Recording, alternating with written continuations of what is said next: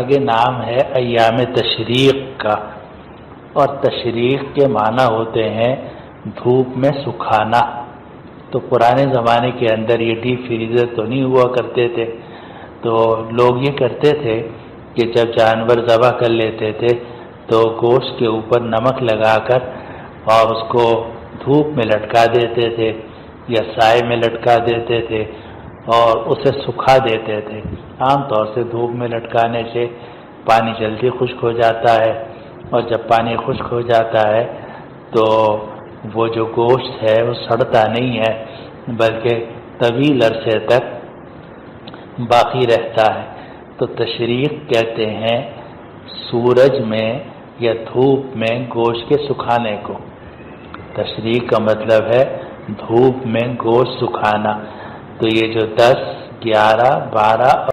یہ جو 4 دن ہیں ان میں گوشت سکھایا جاتا تھا۔ 3 دن تو ایام النحر کے ہیں، 10، 11، 12 یہ تو ایام النحر ہیں کہ جن میں قربانی کی جاتی ہے، اور ایام التشریق جن میں گوشت سکھایا جاتا تھا وہ 10، 11، 12 اور 13۔ تو 10، 11، 12 تو ایام النحر ہیں، ان میں بھی قربانی کی جاتی ہے اور گوشت بھی سکھایا جاتا تھا، اور پھر 13ویں تاریخ کو بھی گوشت سکھاتے تھے، اور پھر گوشت جب سوکھ جاتا تھا پھر اسے اپنے ساتھ لے جاتے تھے، اور اسی لیے احادیث شریفہ کے اندر قدید کا لفظ آتا ہے، اور قدید کہتے ہیں خشک گوشت کو۔ اور نبی کریم صلی اللہ علیہ وسلم کے زمانے میں آپ سے قدید کا کھانا ثابت ہے کہ آپ کے سامنے دسترخوان پر گوشت پیش کیا گیا جو شوربے کی شکل میں تھا، اور اس میں قدید گوشت تھا اور کدو تھا، تو آپ نے کدو بھی تلاش کر کے اس کو استعمال فرمایا، اور آپ نے سوکھا ہوا گوشت جو ہے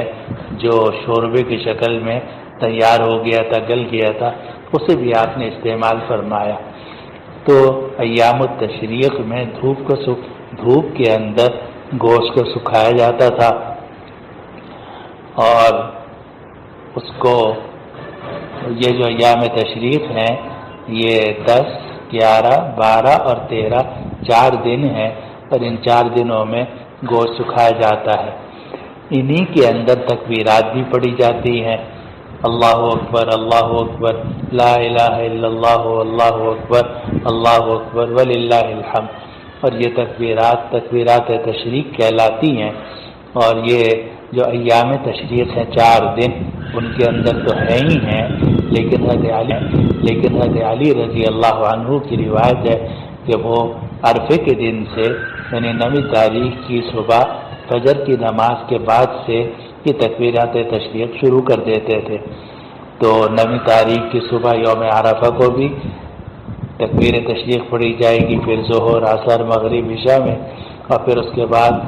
جو ایام تشریق ہیں یعنی 10، 11، 12، 13 تاریخ کو عصر کی نماز تک تکبیرات تشریق پڑھی جائیں گی، اور ہر مسلمان مرد ہو یا عورت ہو جب وہ فرض نماز پڑھے تو فرض نماز پڑھنے کے بعد اسے 1 مرتبہ یہ تکبیر تشریق پڑھنی چاہیے، اللہ اکبر، اللہ اکبر، لا الہ الا اللہ، واللہ اکبر، اللہ اکبر وللہ الحمد۔ اور یہ جو تکبیرات تشریق ہیں اگرچہ 9ویں تاریخ کی صبح سے شروع ہیں اور 13 کی شام عصر تک جاری رہتی ہے، لیکن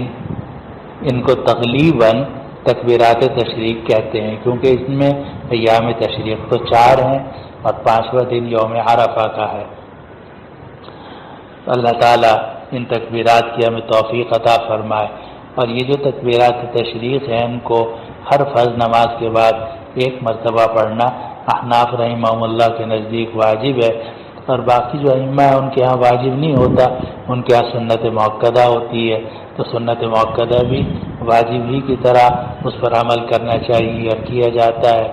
تو ان کے نزدیک یہ سنت مؤکدہ ہے کہ آدمی ہر فرض نماز کے بعد 1 مرتبہ اللہ اکبر، اللہ اکبر، لا الہ الا اللہ، اللہ اکبر، اللہ اکبر وللہ الحمد پڑھے۔ اور حضرت شیخ الاسلام مولانا تقی عثمانی صاحب دامت برکاتہم نے ابھی ٹویٹ کیا تھا کہ بہتر یہ ہے کہ یہ جتنے دن ہیں عشرہ ذی الحجہ کے اس میں چلتے پھرتے یہ تکبیر تشریق پڑھ لی جائے، کیونکہ ان دنوں کے اندر تکبیر اور تحلیل کا ذکر ہے کہ ان دنوں کے اندر تکبیر اور تحلیل کا اہتمام کرنا چاہیے۔ تو تکبیر کا مطلب ہے اللہ اکبر اور تحلیل کا مطلب ہے لا الہ الا اللہ۔ تو تکبیر تشریق کے اندر یہ دونوں باتیں جمع ہیں، اللہ اکبر لا الہ الا اللہ اللہ اکبر وللہ الحمد۔ اللہ تعالی ہم سب کو عمل کی توفیق عطا فرمائے اور ان 10 دنوں کی خیر و برکات نصیب فرمائے۔ اللہ تعالی نے ہمیں تاریخ کا روزہ رکھنے کی بھی توفیق عطا فرمائے، اور پھر اس کے بعد جو یوم النحر ہے اور ایام النحر ہیں اور ایام التشریق ہیں